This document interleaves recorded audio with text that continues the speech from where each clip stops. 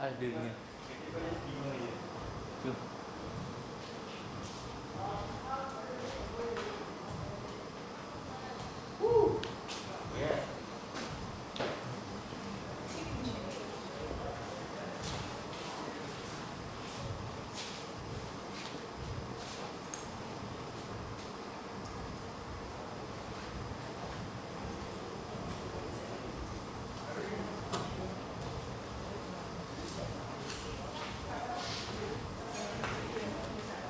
Yeah.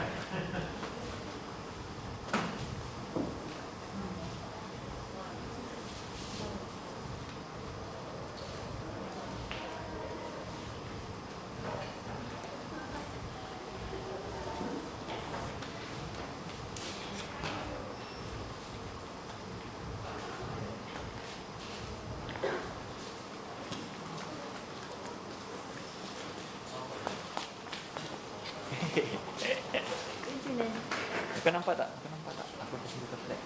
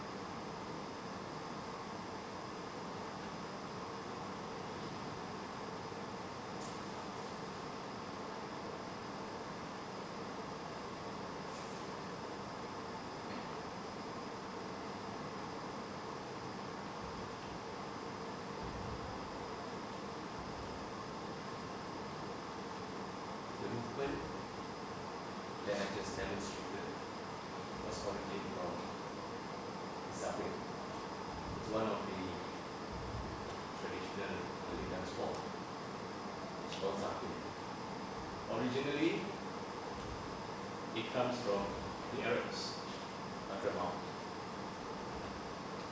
This zapping form has spread widely across Nusantara. To Indonesia, to the islands, they have their own identity of zapping. And in Singapore, we have the modern or the new creation of the zapping form itself, but we do not have a clear evidence if there is any choreography of zapping that's created here and its origin in Singapore.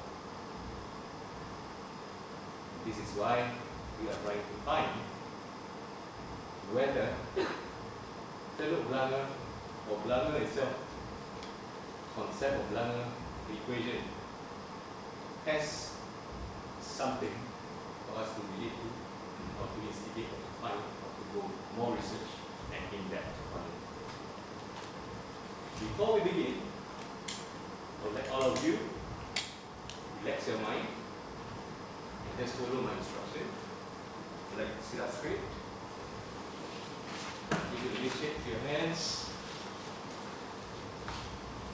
And I want you to breathe in.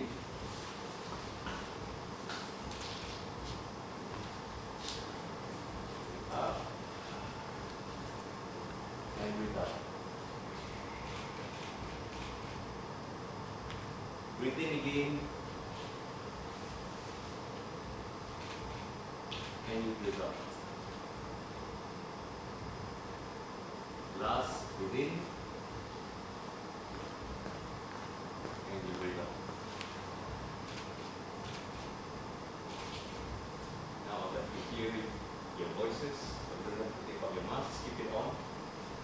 Just like you to create some sound by doing hush, using the word hush. Right? So let's try together. Just one word. Hush. Breathe in. Hush. Let's drag this a bit more. Using your breathing, release it bit by bit. Using your diaphragm at the same time. Right? Breathe in.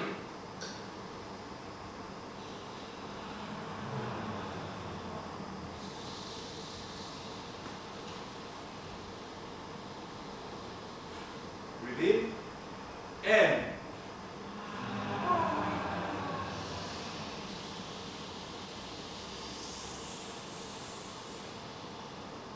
remember, the diaphragm is important. Create a circular shape, fill it up with air, and then you release it. One more time, and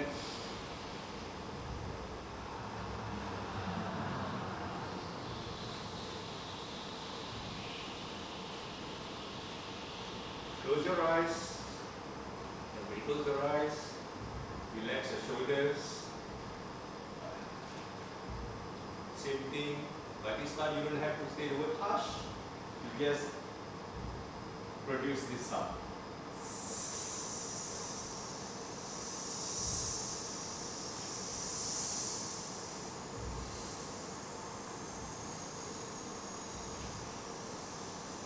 And breathe in and go.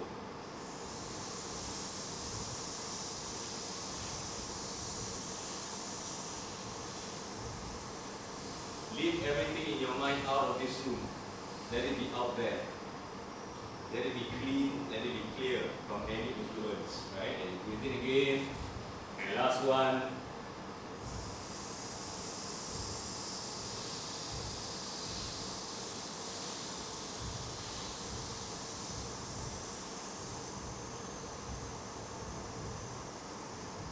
Slowly open your eyes, and we are about to start.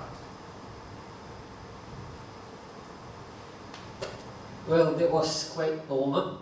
Good evening, audience, and I think organizers. I think we dedicate this performance lecture, of course, first to the organizers and also to our guests. Alright, there's a reason why we put this on our first slide. Is actually to find the relation this event to the theme of the performance lecture. I wonder who actually came up with this idea. I think it was quite an interesting design. I think the Chinese character isolated there is actually quite interesting. The emphasis on the Tao island, and it's divided by two forms. One is semantic, another one is phonetic. The semantic form is illustrated to depict mountains, and then the phonetic form, the sound represents birds. So it is really interesting, whereby mountains, when seen from afar, represents the form of islands, and then if you see the birds hovering or flying above the seas, that's actually a sign whereby islands are nearby. So again, another aspect what we would like to connect this event to our lecture is about movement, and also the vibration of sounds, but particularly on the body. So that's why the lecture is titled Blangah equals vessels equals body. It looks like a formula, it can be a statement, and it can also be the thesis for tonight. So we are not actually proving something, but we are actually trying to bring about questions about our body, about how you are familiar with the term Blangah, and also the notion of vessels. So I'm sure everyone knows what is Teluk Blangah, right? Because I like to ask questions from the audience, and since I have to be 2 meters away, so maybe if anyone can tell me where is Teluk Blangah in Singapore? Near Sentosa, alright. So Teluk Blangah is near Sentosa. Anyone knows the meaning of what Teluk? What is Teluk? Any guess? Yes. How about Blangah? Again? Back. The back. At the back? Belakang. Oh, that's belakang. Belakang mati is also known as Sentosa, right? Okay. So, so this is nothing really about the site that we want to talk about. We actually want to expand this term Blangah and relate this term Blangah to the notion of body or to the notion of vessels. And before we proceed proper, so we want to tell you a bit about the origin of this idea. So it started with, of course, bringing students to the site and bringing them to see the graves. Graves also tells a lot about history. So actually we went the graves of the Johor royals, and abandoned graves of actually quite I would say historical personalities, and also we went to the shrine of Radin Mas. So all of this, it is proven that actually the history at Teluk Blangah is actually quite rich, right? But interestingly, no one really discussed about it. I think not as popular as Marina Bay or Gardens by the Bay, but this is something I think today we can actually get some awareness. And of course, when I toured and bring the students around Teluk Blangah, I actually compiled a book. The book is a compilation of my thoughts, my questions about Teluk Blangah, and also notes that I actually taken down. So I was looking at the origin or the meaning of Teluk Blangah. So Teluk Blangah literally means, Teluk means cove or bay, Blangah means it's an earthen cooking pot. So I was looking for the shape of the cooking pot, but I wasn't really happy about, some say, that area looks like a pot, this area looks like a pot, but I think there is more to it. So I'm beginning to take notes or annotate all of these pages. And then another thing that I look into are the legends of Singapore. So a lot of common events that occurred, particularly Sang Nila Utama. Okay, Sang Nila Utama, off the island of Bintan, he crept onto a rock. Then he saw this island, you know, this, he said, oh, Pulau Pasir Putih. Pulau Pasir Putih. If you can find a verse within that book, how Sang Nila Utama saw the island. On that high rock, Utama he cried, what is that land? What sense? Courtney from Indrabopal came swift the reply. Tumase, my lord, of Riau's many. So how now, my lord, Indra inquired. Utama replied, the city fortress. They gathered supplies to journey forward to reach the ocean. They braved the forest.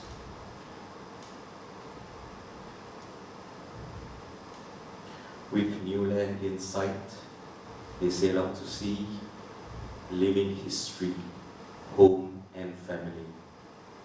The sea, then disturbed, fought to remedy. Replied with anger, blood-stuffed fury. The storm rose with might, and grandiose show. It seemed for certain to sink. They were doomed. Nahoda ordered, bare heart, grab and throw all things overboard as their drowning loomed.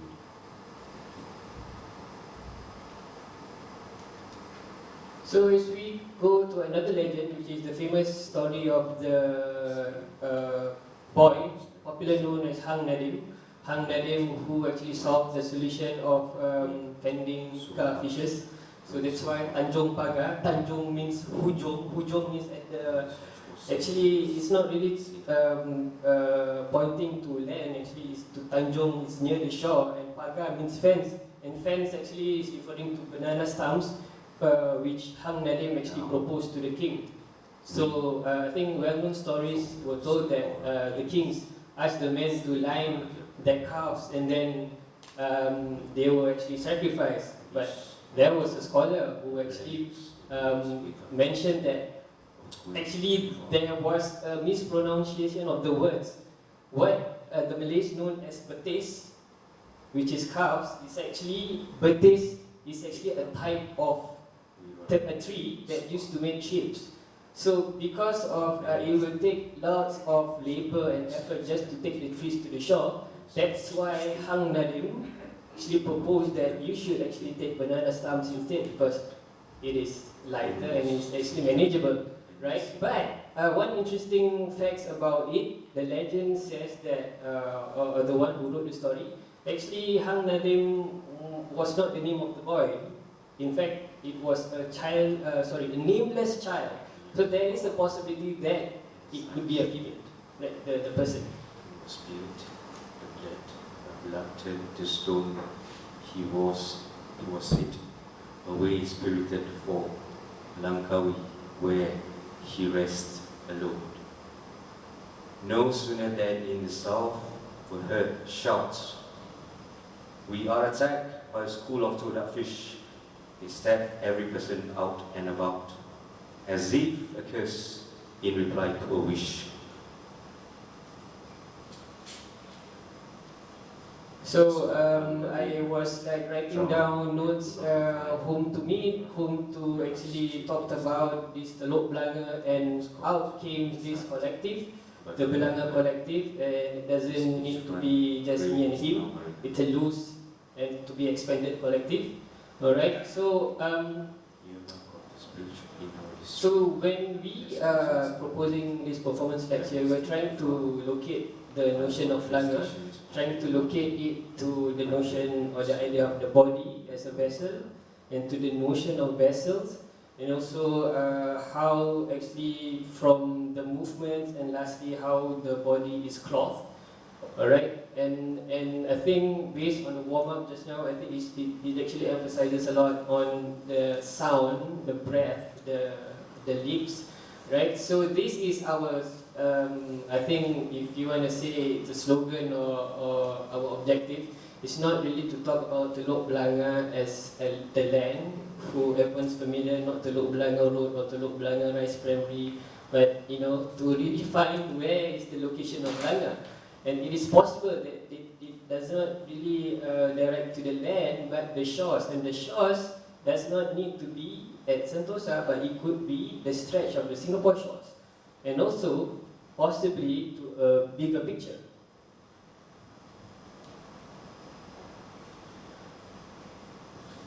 So there was this book that I was reading, and I was actually inspired by the formula of this book. So this psychologist, Swiss psychologist Eric Newman, he came up with this formula: woman equal to vessel equals to body, and he had included this interesting diagram in his book. So I think what I was actually trying to find out is the symbol meaning of the vessel itself, the earthen vessel. What does it mean? So actually, this book actually it provides us with a network of meanings, how the vessel actually could actually travel. The meaning travels really beyond only the anatomy of the vessel, but even to the universal language of the meaning itself. So, but for this particular lecture, I am focusing on the shape of the vessel and its anatomy, and trying to relate the anatomy to actually the anatomy of humans. And this is exactly the three anatomies, you know, the womb, belly, and mouth, which I am actually trying to highlight to the notion of fertility, rather than Blangah as a site or Blangah as the shape of a cooking pot.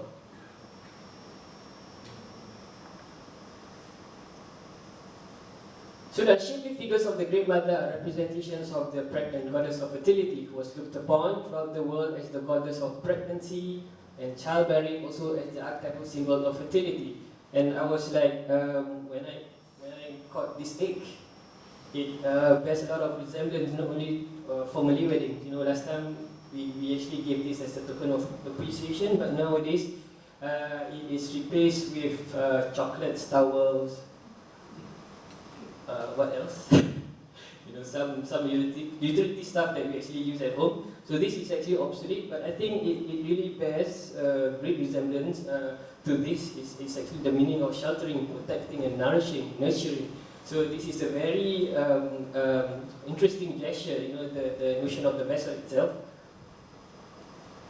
And in one of those cards that I placed on the chest, it bears this, one of the first ever visuals that was discovered, right? The other one, of course, the cave painting of Altamira, Spain. So this is again the Venus of Villanov, but I am not really keen on the word Venus. So some scholars said it's better to have it like the woman of Villanov, but I have a better word. I would just say the mother of Villanov. I think it's more close to the notion of fertility. And of course, people would relate this to, you know, notions of sexuality, those kind of connotations. But I believe those great grounds has a really deep meaning, especially in the notion of nourishment, nurturing, and protection. I think that could be a better meaning. So there's a reason why this is put side by side, to actually see the similarities, the functions, and also the symbolic meanings. Underlining the definition of fertile, bearing in abundance, fruitful, productive, to bear children, and also carrying these vessels, the concept of containment. And I think one interesting discovery that I found here is the root of the word, which is I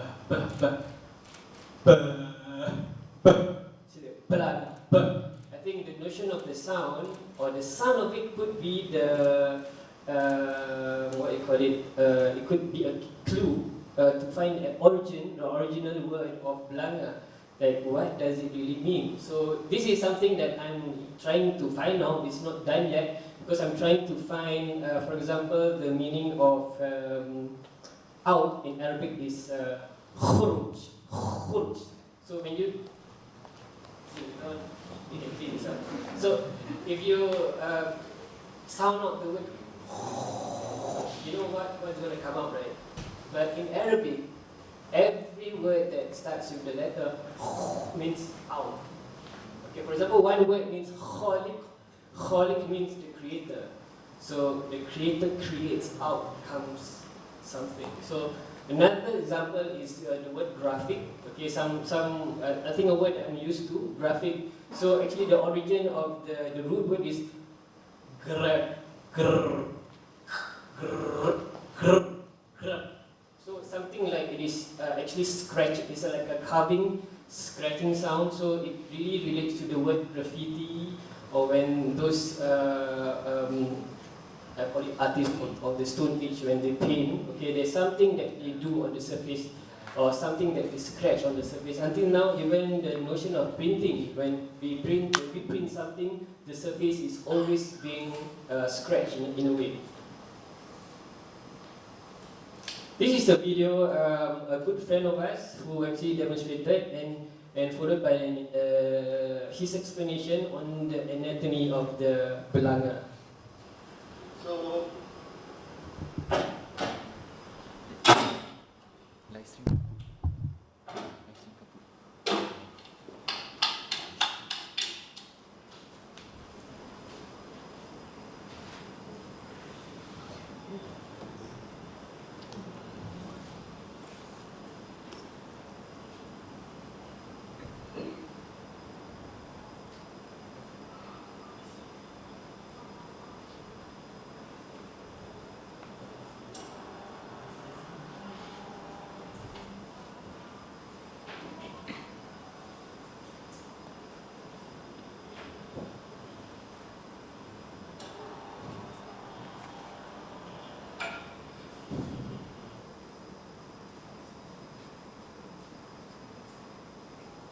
Vessel is always been relates to us human, our body. We start from feet. Okay, we have feet. Our pot also, our vessels. We have food. Right. In the whole ideas of developing form, right, they should have within your knee and your hip. Okay, there is one part of the proportions that are always I take care. Of course, you have the main shape, which is within the torso. Alright, and you have the neck. Most portrait, you have the neck, and it will be ended with lips. So we use the term the lips. So the lips, the neck, the shoulder, and these parts, the torso and the foot. That's the relationship between us, humans, and vessels. So just a recap on the anatomy, the similarities of the anatomy, and the notion of containment of body, and also the movement. Alright, and I think the next one we are covering more on the baju kurung Teluk Blangah. So baju kurung means a dress, traditional dress like one I'm wearing now. It's called baju kurung Teluk Blangah, and a little bit of its history. So basically, before pre-Islamic, the dress code is usually for female is actually from this part until, so they don't have like sleeves, and for the male, okay, it's just the trousers. So slowly, when Islam came, so they introduced that the dress should be covered, the significant parts of the body like this, and then this is the signature of the Blangah, the neckline. Okay, if you see this as a practical neckline, then it fits our climate, the tropical climate, right? But then I was also questioning where is the Blangah? Where is the Blangah that I'm looking for? So if I look at this traditional dress in its outer form, I cannot find it. Very similarly, if I look for the shape on the map, I cannot find it. So what should I do, right? Should I just deconstruct everything? So one way that what we did, maybe before that, just a little bit of the history. This portrait is actually at the National Museum of Singapore. It's a very, the person in the portrait is actually Maharaja Abu Bakar. Okay, it's actually the grandson of Temenggung Abdul Rahman. Okay, Temenggung Abdul Rahman, everyone knows Raffles, but not many knows Temenggung Abdul Rahman. Temenggung Abdul Rahman is one of those who actually signed the treaty. But again, no images of it can be found, not like Raffles, right? But this is his grandchild, who is actually quite popular. He was on the Times magazine before, okay, the first ever Sultan, and he was the Sultan that actually continues its lineage until the Sultan of Johor right now. So yeah, that's just like fun facts. Alright, but I think now it's more or less to know what we did to really know really to find the essence of Baju Kurung Teluk Blangah. So, as a dancer, we used to understand that this is Baju Kurung Teluk Blangah by name. We do not know why exactly it's being called Teluk Blangah, right? So again, we had to reconstruct day by day to actually understand that this shape looks like a blangah, looks like a pot, right? And at the same time, if you fold it to two and you rest it on your neck, you can also see the shape of a pot. And this is the mouth, right? This is why it is, right? So for next activity, what we did was we come up to create a big or gigantic cloth with a hole in the middle. We pick the blangah or the blangah itself. Right. I'm going to do some movement using this little blangah piece of cloth.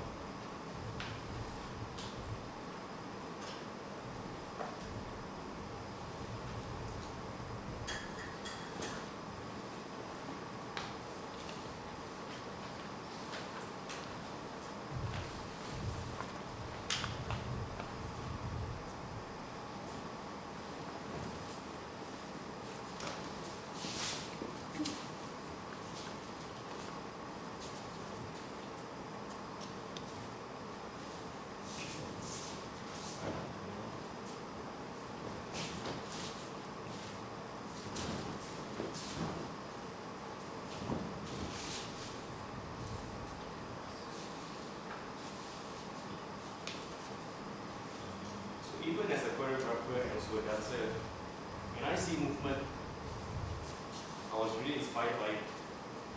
And again, I do not see the human bodies. I would rather see it as a vessel. And when you're traveling from one point to another point, it's actually your destination. Right? And you are the vessel that's being controlled, being pulled to by a choreographer to move and to create a movement pattern.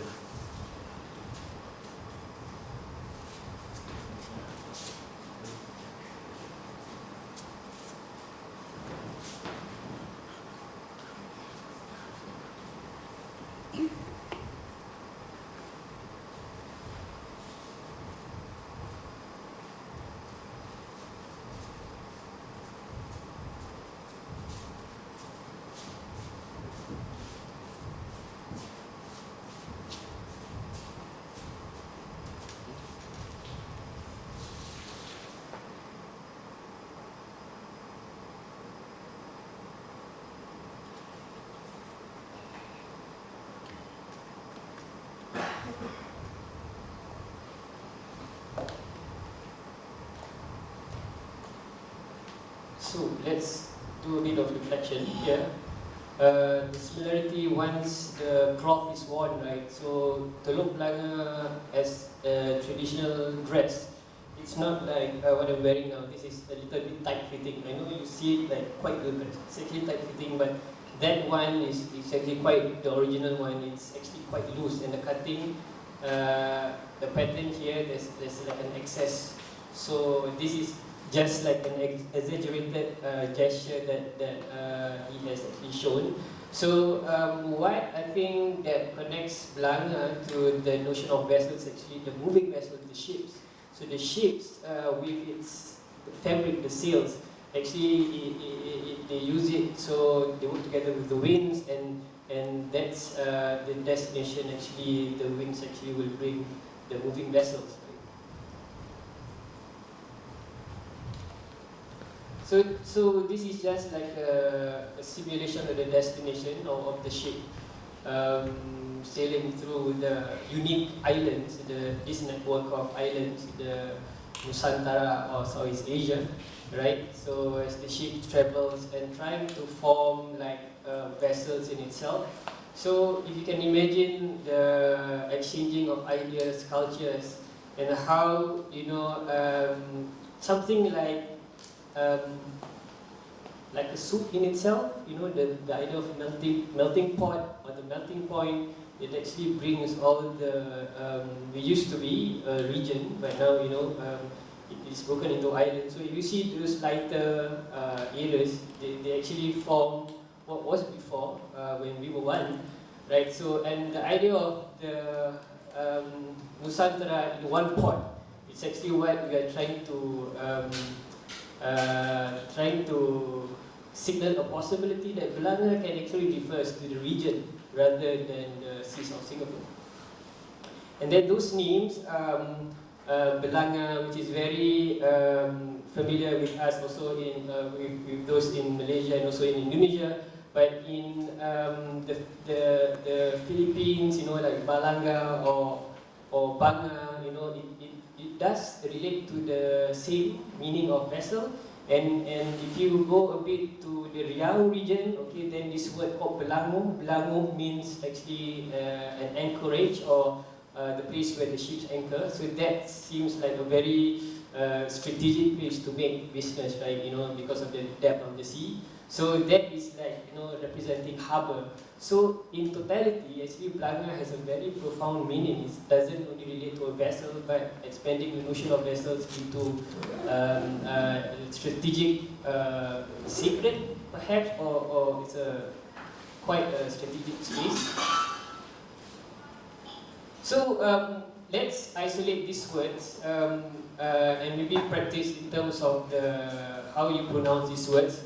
Banga, Balanga, Belango, or Balangai, right? So maybe everyone could practice our vocal cords.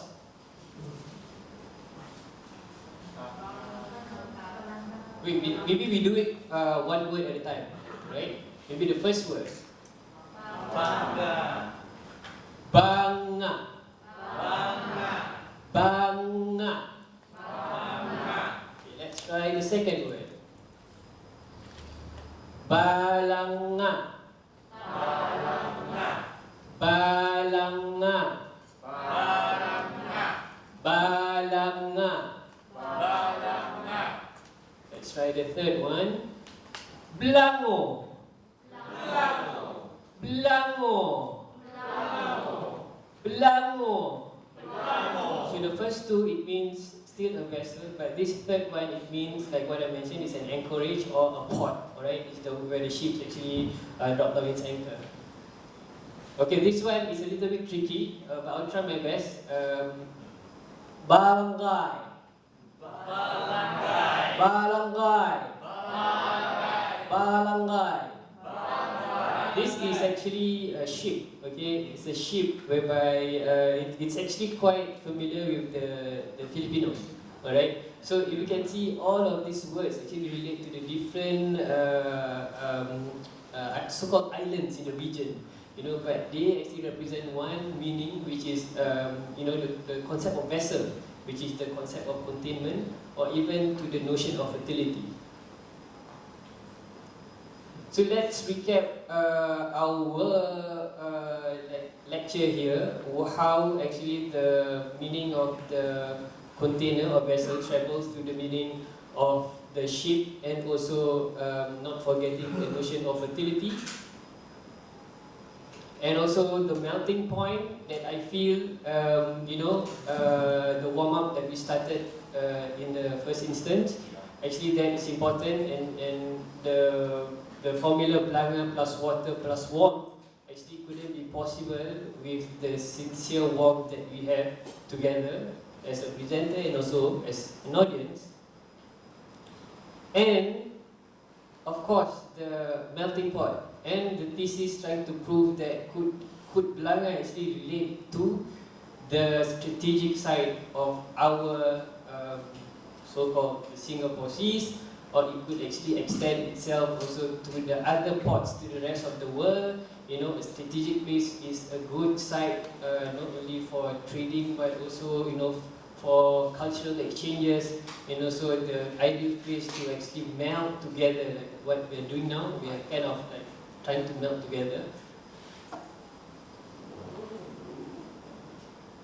So to understand the cultured vessel, I think this is our parting visual and also maybe our parting sound, so that we can remember this last impression. I think we don't have a choice. I think something that I can also relate to the previous performance, that something needs to be broken. Something needs to be broken just to understand the meaning of something.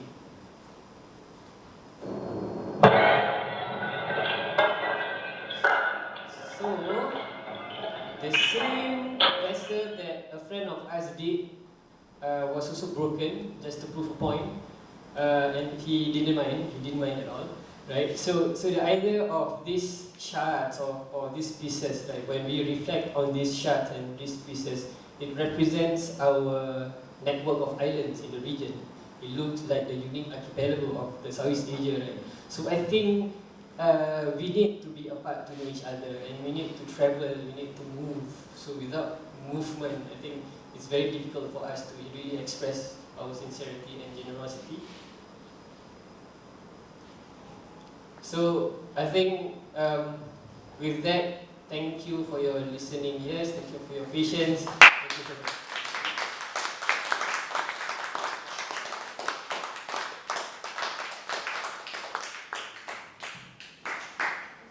So we are the last presenters, right? So good night.